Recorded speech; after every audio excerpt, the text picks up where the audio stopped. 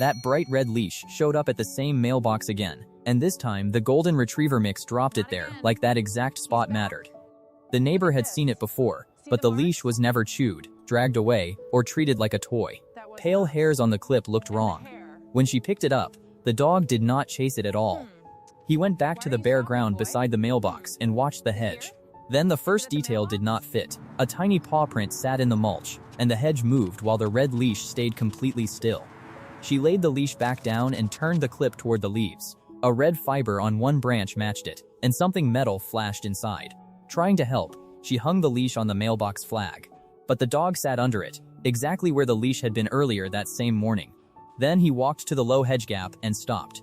In the mulch was a small hollow, like something had been resting there overnight near the curb. The leash looked too small for him. His own collar was wider, and when he pushed the clip toward the hedge, a tiny tag jingled from inside. That was when the easy answer appeared. There was an empty hook on a nearby fence, so the neighbor thought he had stolen the leash.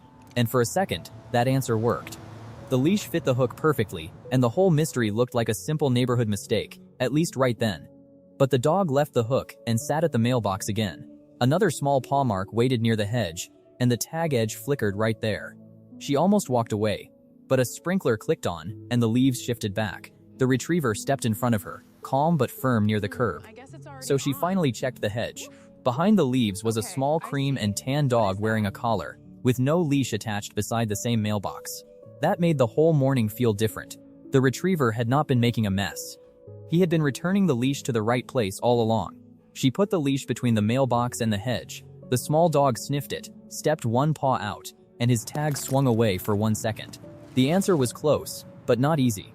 When she leaned in too soon, the little dog froze, and she stopped before losing his trust again right there. So she used the leash instead. The clip caught the light, the small dog leaned forward, and the tag finally turned enough to read without reaching in. She called quietly from a distance, keeping the phone turned away. The small dog rested one paw on the red leash while the retriever waited beside her.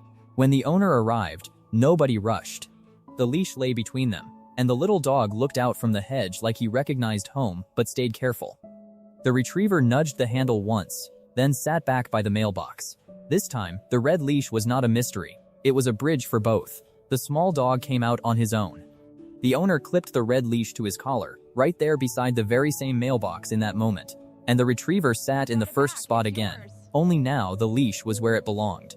Would you have ignored it at that mailbox before checking?